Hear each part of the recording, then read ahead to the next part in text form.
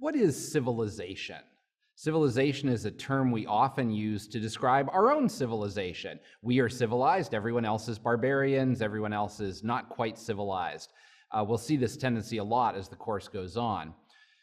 But are there things we can use to define what constitutes a civilization? Civilization should involve a state, some form of government. Civilization should involve cities and trade, organized religion, some form of record keeping. If we define a civilization that way, then the earliest civilizations in the Western world are formed in Mesopotamia and Egypt, along rivers that allowed for agriculture and for irrigation. Why did civilizations develop in these places? Well, you won't be able to live along a river with agriculture unless you have irrigation in places like Mesopotamia and Egypt because it's very dry. And to do that, you need to be organized. You can't establish a complicated irrigation system that matches the patterns of the climate and the changes of weather in the year all by yourself as an individual. You need someone organizing things. Once civilizations set up along the rivers, they become wealthy, and they're always opposed by nomadic peoples who live in the non-civilized parts of the world, the wildernesses, the mountains, the desert, the steppes. So how do you organize a civilization? Well, Mesopotamia and Egypt develop in similar ways. Both have absolute monarchies, headed by semi-divine kings, the pharaohs in Egypt, for example, because only strong central authority can organize all the systems that are needed to successfully live in these challenging climates.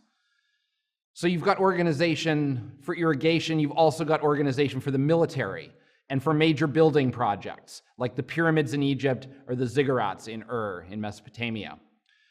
Once the military is organized and the irrigation is organized and people are building things, religion also tends to become organized. You have a priestly caste, not just random sort of holy men and inspired people, but you have groups and organized religion.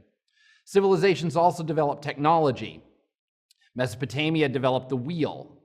Writing systems are developed.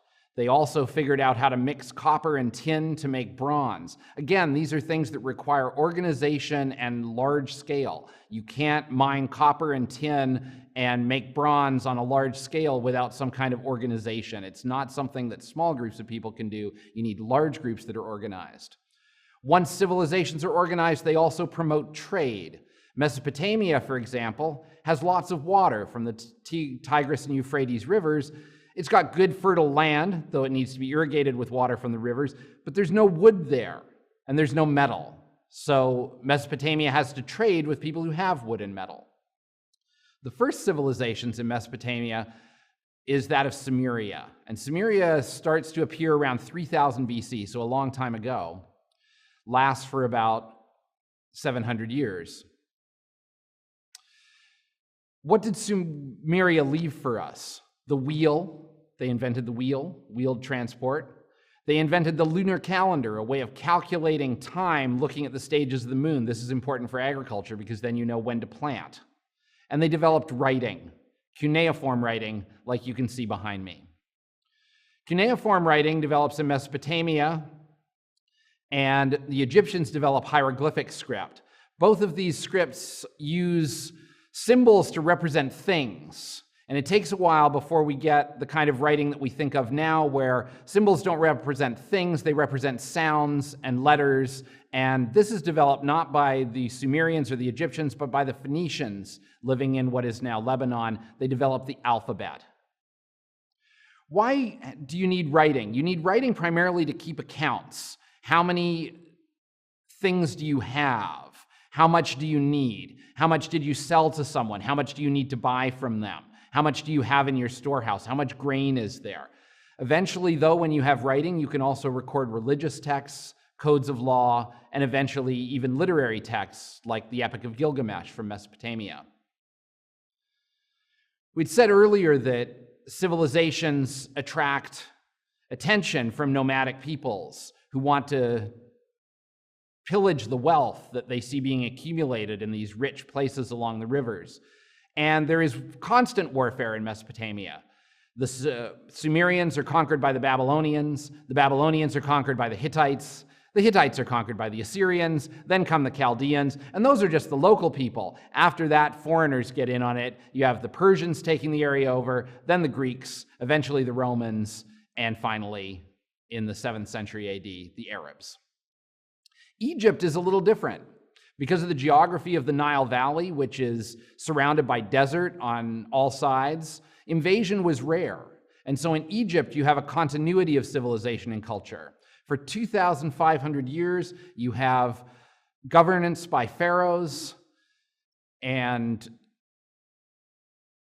continuity of religion and continuity also of agricultural life on the rhythm of the Nile flood. There are some periods of eternal strife and kingdoms change, but basically Egypt stays more the same than different.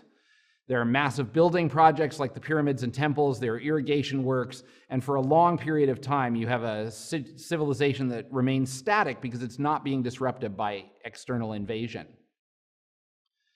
Now, after 1500 BC, in the period known as the New Kingdom, Egypt becomes more aggressive and expansionist. It sends armies into what is now Palestine and other coastal areas, and eventually other people come and conquer the Egyptians. First the Assyrians, then the Persians, then the Greeks, and then finally the Romans come in when the Emperor Augustus defeats Antony and Cleopatra, and Egypt becomes part of the Roman world.